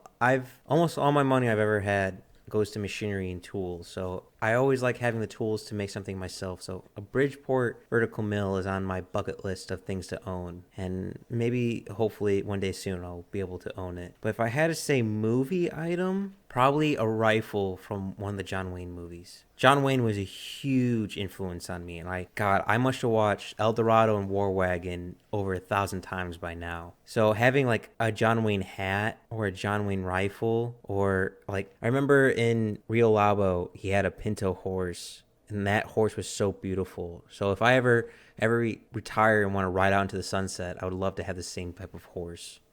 So that's probably mine. So 2 questions for you. One, North to Alaska. You familiar? Yeah, I'm familiar. I don't know. I was more. So we're not. I was about to start quoting it, but we won't do that. Oh, okay. Second, Maybe I need to revise that. I would love if I could have anything in the world, it would be the poncho Clint Eastwood used in the Man with No Name series. For those of you who don't know, I don't even know if you know this, Mike. I am a big poncho guy. I love to wear my poncho when I am, how do the kids say it, recreationally binge drinking. I did not know that, Nick. I'm learning more and more about you every week. Yeah, I have a poncho I picked up from a swap meet or whatever you call them. But yeah, and I like to wear that when I get drunk, like really drunk. And but yeah, man, Clint Eastwood. I mean, Clint Eastwood inspired the poncho, obviously. But I would love to have that poncho. I'd also love to just wear a poncho and shoot my 6-shooter, which I now have a 6-shooter. So life is good. Ooh, is it Smith & Wesson, Colt, No, Remington? What is it's it? Colt. Nice, nice. Is it a God? What's the remake of Colt? It starts with a U. No, no, not the U-Birdie. Yeah, is it? It's not U-Birdie. No, it's an actual Colt. It's my grandpa gave it to me for a wedding, and it's. I'll send you a picture, but it is the most beautiful gun I have ever seen in my entire life. It's a 357 with a 6-inch barrel that has paisley engraving all over it, and it's black. God damn it, Nick! I am jealous just by the description, let alone seeing a picture of it. Oh, you should be jealous. It may be the happiest day of my life when I got that, and I think I got it a day before my wedding. Nah. In case Blair's listening, it was after the wedding. Wink, wink. Yep, that was definitely not the happiest day of my life for the one very specific person who may or is probably not listening to this anyway. But yeah. For those who don't know, occasionally I get to be graced with talking with Blair because I've known her for quite a while, or hear conversations of Nick and Blair in the background. And the amount she makes fun of us is absolutely hilarious. It's like almost a big sister making fun of her little brothers in the basement playing Dungeons and Dragons. Like it's like on that level, if so to speak. Yeah, it's super fun. I love it. It's all good. So I guess I have another question for you then, Mike. Obviously, I own my dream gun now. I have a 357 Colt that's engraved, and I have a 4570 lever action that's a Henry, the brass model with an octagon barrel. What are your dream guns? All right, so that's a complicated question. So I've actually designed a few guns that I eventually want to make and bring to life in the real world. Granted, I only have engineering drawings of them. I don't have the machinery to do it, nor the money to do it, but Yeah, I get it. Wink ATF. eventually, I would like to bring those to life. That'd be really cool to see my own firearms in production. But a big one for me is the British Lee Enfield rifle, especially the Mark III. For some reason to me, that World War One gun is so beautiful to me, and I don't know why. That just calls to me. Like more guns that have a certain niche or a kind of historic. So love lever actions. I love traditional bolt actions. And I love modern guns that have not a normal history. So like the 45 ACP Vector, it has a recoil system that aims its recoil system down more towards your hand than back into your shoulder. The AA-12, which is a automatic, semi-automatic, or is it automatic? It's an automatic 12 gauge shotgun that has like zero recoil because it's like a dual buffer system. So like guns that have either a outside appearance that's beautiful to me, like a lever action, or the Mark III Enfield specifically. For some reason, that rifle, that and the Springfield 1901, those bolt action rifles, so pretty to me. Or guns that go down the rabbit hole a little bit and kind of are black sheep of the gun family, where they're different, they're odd. Like the P90 is a top loader magazine that has, if you ever watch the magazine, it rotates the bullets as it goes into the gun. Just like weird little niches on that.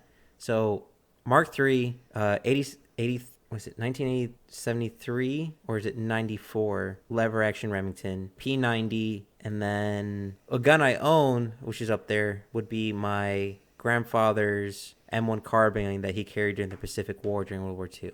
So kind of was all over the board there, but those are definitely dreams. But Nick, what about you? Besides your fancy Colt that you got over there, what guns do you dream about? Well, I'm not going to talk about how many guns I own, ATF, but I have a good amount of one or two firearms. And if I had to own anything, the only thing I need now is I'd like a full-size H&K pistol because just you can pick up an H&K and feel the quality. But if I could own any firearm, I'd love to own an old lever action. I have a new lever action made by Henry, which is one of the historical companies and a good brand. I mean, they invented the lever action, but I'd love to own a lever action that is like, is it like a couple, like 70 years old or 100 years old or something like that. I mean, I can never afford one, but for those of you who never picked up an old gun that maybe it's your grandfather's or something, and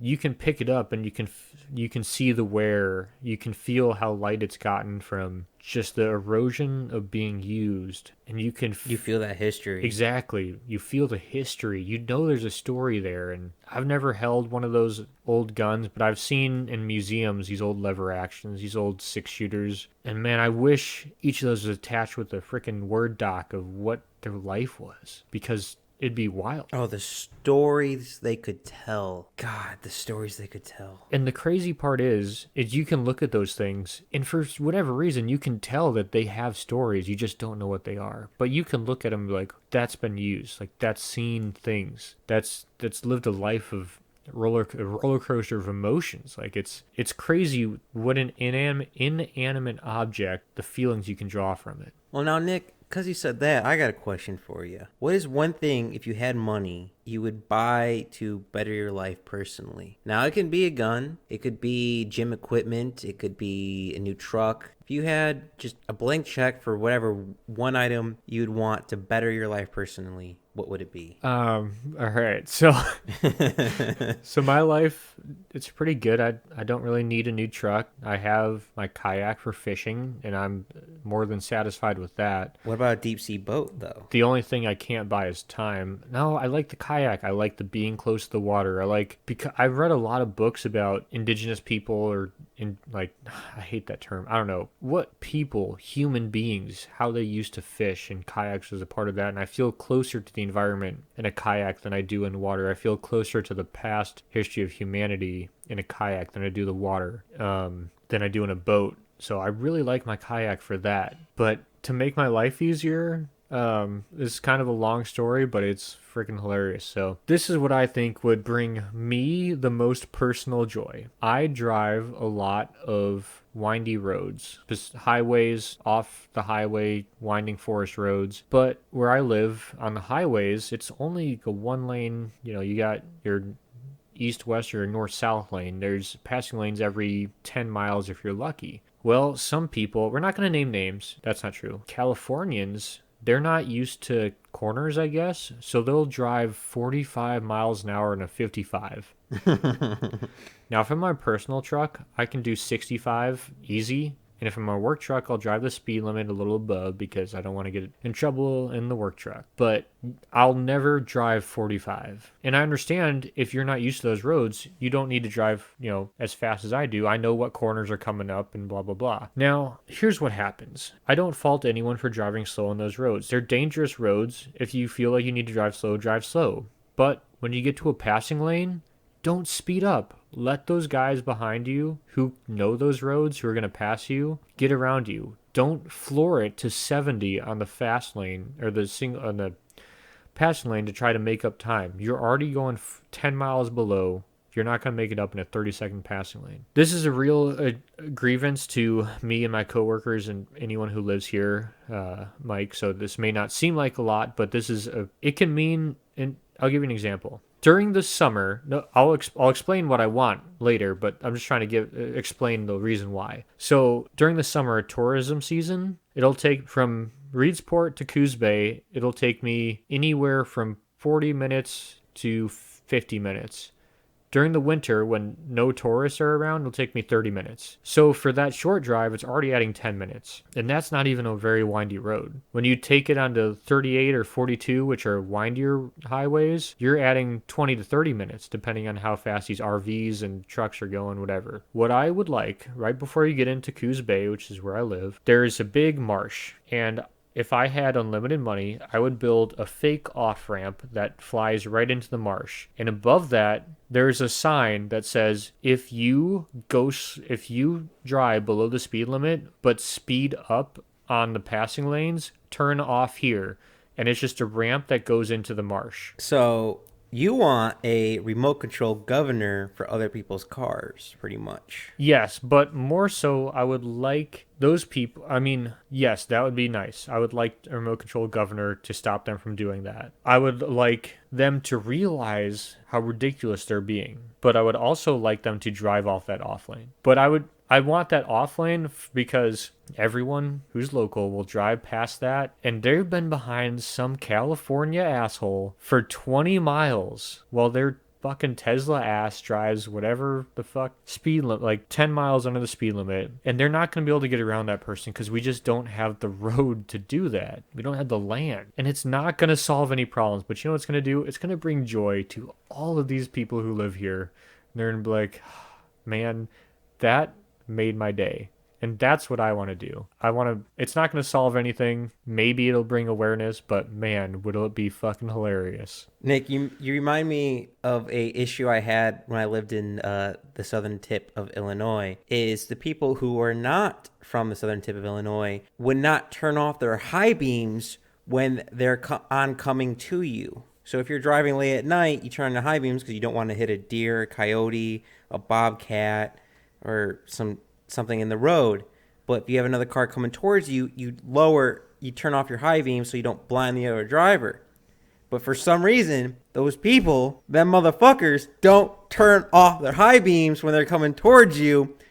So you instantly know those people visiting or driving through where I'm staying. And it was just, that was so frustrating. So I luckily have never been stuck behind traffic like you, Nick, on a constant basis. But I can relate. If that makes you feel any better, I can relate. So what if somewhere on that road it says if you don't turn your high beams off, turn off here, and it's just a ramp into a lake? I mean, like how hilarious would that be?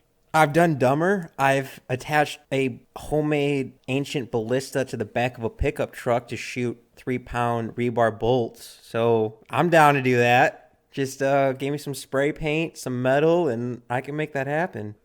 In short, for me, if it had to be money, something I could physically buy, not something I wish I had, because I agree with you, Nick, it'd be time. I wish I could buy time or discipline. I wish I had better discipline. But to stay on the discipline, honestly, a manager. If I had a lot of money, someone to be Pepper Potts and I'll be Iron Man of, hey, stay on topic, stay focused, don't get distracted. Hey, no, you don't need to learn about why the ancient Athens had this weird religion. Nope, stay on topic, keep writing this code, keep designing this, keep welding this.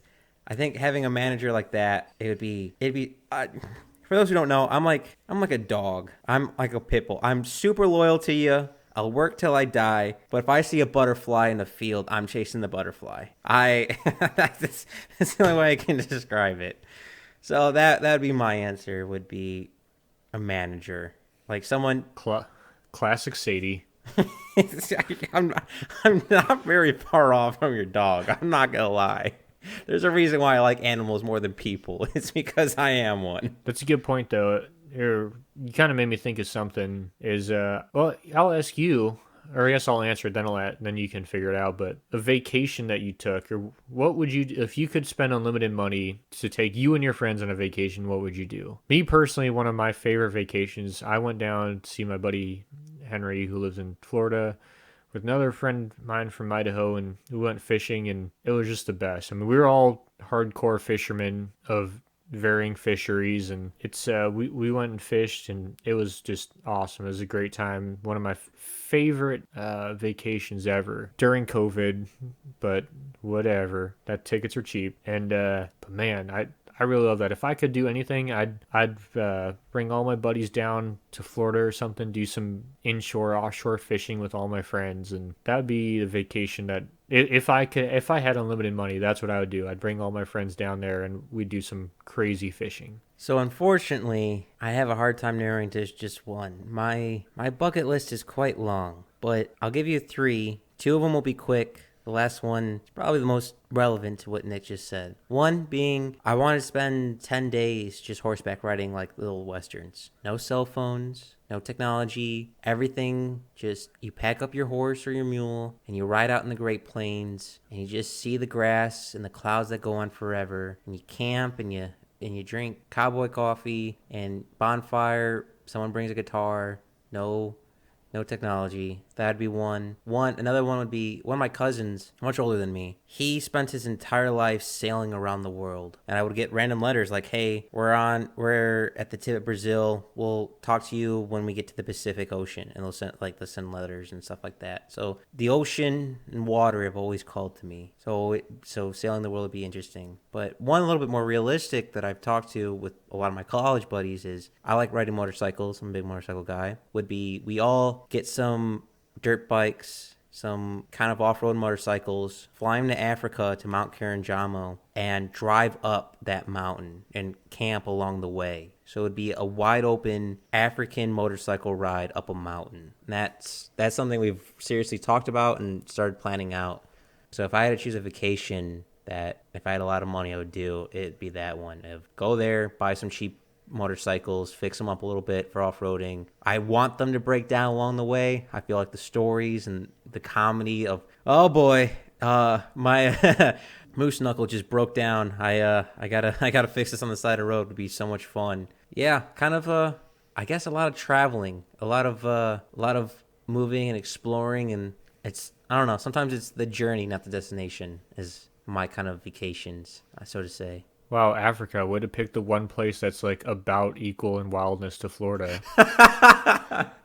We always pick on Florida. Poor Florida. Yeah, but they deserve it. I'll be honest. I'd rather go through a mountain lion pack than go through the Everglades of Florida. Those swamps and the bayous where you can't see anything with the water, that scares me a lot more than a lion. I guess not knowing creates more fear in a human brain than knowing your danger. So if a honey badger can take on a pack of lions, I think I got a shot, but I don't think a honey badger will ever be able to take on a gator in Florida. No, probably not. Classic Florida. This might be a little specific question, but do you have a favorite animal story? Like, I love honey badgers. For some reason, they might be my spirit animal. And one specific story I keep remembering is this honey badger at this reservation, I think in South Africa, was in his pen, and it just kept escaping. Like, it would burrow underneath the walls. It would climb up trees and jump off trees, and would purposely go to the lion's den to pick fights with lions. Like, it wasn't just escaping to escape. It was escaping with a mission. And every time they kept putting it back, they kept deepening the walls of cement and raising the walls. They would cut down all the trees so it can't escape. So the honey badger would roll rocks to the edge in a corner and keep piling up so it can escape. So it could go find a female or go back to the lion's pen and start fighting lions again. And for some reason, I'll never forget that story. It just feels like it's kind of like a hold my beer kind of moment of, hey, you know what? This is what I'm going to do. Come hell or high water, I'm going to fight that lion. So that to me has always resonated a lot with me with Africa and honey badgers. Like, you can't fuck with don't fuck with honey badgers, but man, they must be my spirit animal. What about you, Nick? Does any funny animal story pop to mind that really resonates with you? And I have a lot of wild animal stories. I'd love to hear them. You had a experience with a mountain lion not too long ago, if I remember correctly. Mountain lions freak me out because you don't hear them. They could be right behind you and you don't know. Mountain lions, they're such good predators, and those motherfuckers scare me. Yeah, I was out hunting in the coastal area, and I had about 40, 60 feet visibility to mountain lion. Ran through at the very end of that and super fast. I mean, tail up, but I'm 99% sure it's a mountain lion, but it was so fast I could barely tell. But the problem was it ran, and my pickup was south of me. The mountain lion was south of me, and I was north of my pickup, so I had to figure out, like, well, we're just going to have to walk through wherever this mountain lion ran from. And I've seen a mountain lions a few other times, but they're one of the only really things that scare me. Bears, we just have black bears where I work, so they're, you can pretty much yell at them and they'll leave, or you leave and they're not going to chase you. Mountain lions, it's, they're going to run away for the most part, but if you spook them, then they might attack you. I don't know. They freak me out more than bears, but just I think it's important to have those interactions for humanity. I think humanity needs to realize we are not apex predators. And I think a lot of these difficult decisions we would need to make about nature, people would really benefit by realizing, oh shit, I might die out here.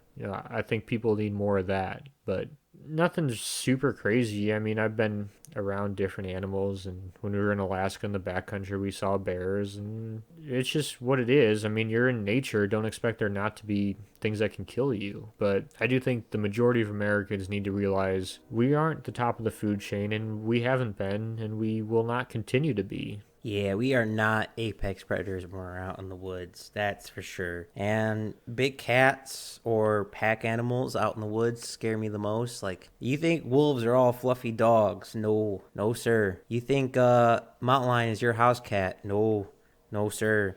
Those those motherfuckers. Those when I go like hiking like way out there where it's like more than a day's hike for my car, I am a very light sleeper. We'll put it that way very nicely. That's for sure. But it kind of adds on to a little bit of where's an unusual place or places you've been to, Nick? Some place that maybe someone hasn't gone to, or a place that's simple to you that might be significant for you. Like, for example, for me, I remember me and an ex-girlfriend at the time went on a weekend trip somewhere in Michigan, and I loved exploring. So I was just driving around. We were going deep into the woods, these one path, and we ended up going down this one dirt path, which I don't even know where we were supposed to be or go to. And it was so tight, this road, where I couldn't turn around if I wanted to because it was so thick of brush, and it was slow inch. And we keep going. We went for about 3 miles deep into the woods, and all of a sudden we came across this tattered old sign. I swear to God, straight out of like a horror movie, and it said Red's Carnival, and the banner over where you could drive your car underneath was just tattered and worn. And me being me, I clapped a little bit, going, "Ooh, let's go down here," because it looked creepy and weird. And she goes, "I will leave you and I will walk home right now." But I'm like, but there's a creepy path with a good story down it. I mean, this was straight out of the beginning of a horror film. Of course, me going, ooh, let's go down the deep dark cave. But on that same trip, being less creepy, was we went to go see shooting stars, and we found this one spot which made me feel so big and so small at the same time. To best describe it, it was a field with a circle of trees around it. So you were almost like in a dome, I guess is a way to say. So when you saw the stars move and the nighttime shift of planets moving and stuff like that, you felt like you were in a museum and watching the stars fly by. And I never felt so big and so small at the same time, and I'll never forget that feeling. Those were two unusual places on the same weekend trip for me, of a creepy carnival and stars. What about you, Nick? You've been out there in the woods and are a well-traveled man. What places do you think have you been unusual to, or something that's been an impact on you? That's a tough question. So one of the craziest places I've been after doing all the coral reef research and realizing how wild it is I've been to a lot of different coral reefs. I've been scuba diving and seen that and seen different corals, and I appreciate at the time I thought it was crazy and wild, but not really understanding how elusive that was. Just this unbleached coral reef, this picture of perfection of what we would call an undamaged coral reef. But I mean, for all of mine, they're all very nature related. One of the most disappointing places I've ever been is I went to the the shot heard around the world. What is it called, Mike? It's when the Americans and the British, and there was the protest. Oh, in Boston? In Boston. I went to that spot, and it was just a placard and high rises all around. It's like, this is fucking depressing.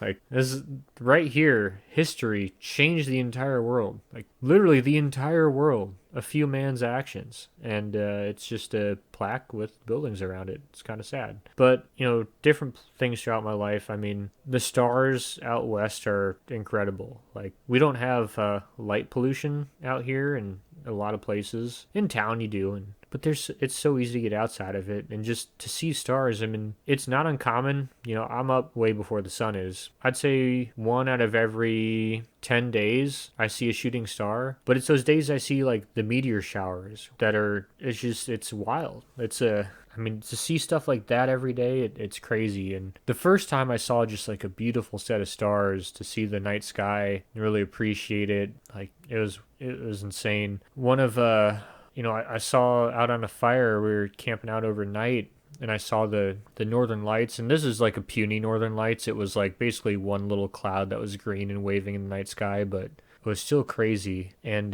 but just all these things, they're all very nature related. And I think the craziest place I'd say I've ever been is my honeymoon. Me and my wife, we did a fly in to one airstrip, hike to another, fly out Alaskan backcountry trip, and we hiked from about 5,000 feet down to about 2,000 feet. We had some elevation gain and loss. I think we can't exactly remember what it was, but we hiked from the snow across moss, across rocks, down through a stream, crossed a stream, ended at a glacier, and it was part of being out there. And for those of you who have never been to Alaska, it is insane. It is like nothing I've ever seen before. It is a land before time. I'm a huge ecological, geological history nerd, and being in Alaska was like being at the start. You can tell that what is there in however many years will become what is now Michigan. Just, you can see how geology unfolds throughout time, but it is like going back in time, leaving Michigan to go to that place. But we were out there in the middle of Wrangell St. Elias National Park, realizing the next human was probably over 30 air miles away at least. That's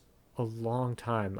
That's the farthest away I've ever been from another human in my entire life. And it was exciting, but it was also terrifying. But it was fun. Like, I was prepared. Like, I had a very extensive medical kit. I had my 45-70 lever action buffalo gun, so we were ready for bears. We had bear spray. We each had a gun and bear spray, and I had medical. We had food for all of it. But being that far out in the wilderness is it's awesome. But it is in parts terrifying, which I think most things are, Mike.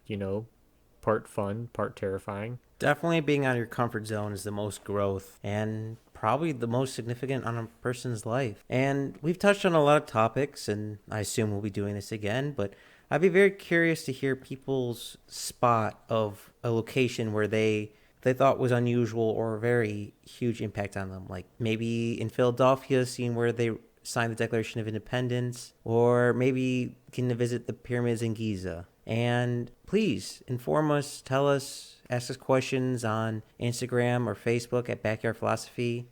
And Nick, can they find us on Twitter? No, they cannot, and you probably frankly shouldn't even be on Twitter yourself. And why is that, Nick? Because Twitter is a dumpster fire, and you can't express well-rounded ideas in 240 characters. I love that. I love Twitter's dumpster fire every time. But as we bring this podcast to a close, I hope you've learned more about us, more about the podcast interactions, and I hope that you've also learned of, hey, you don't have to know everything when you start a project. You can be, like I like to say, two fools with a capital F. We kind of jumped in. If you want to swim, you got to get wet, and we definitely did that. So Nick, as we close off, is there any other questions you'd like to ask or anything else you'd like to say? No. I would like to know, I don't know if you answered that question of what is the farthest you felt from humanity. I'm saving that to answer for when I go to space and I'm away from everyone on Earth, and I can be like Rick and Morty and just flick everyone off as I drift into space, never to see our planet ever again. Sounds good. Well, that's all we got here. We'll talk to you guys next week.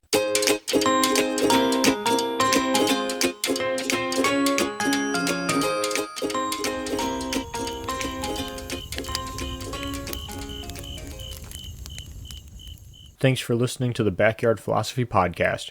We rarely finish a podcast without missing a point we wanted to bring up, so let us know what we forgot. And if you have a topic you want us to talk about, let us know at Backyard Philosophy on Instagram and Backyard Philosophy Podcast on Facebook.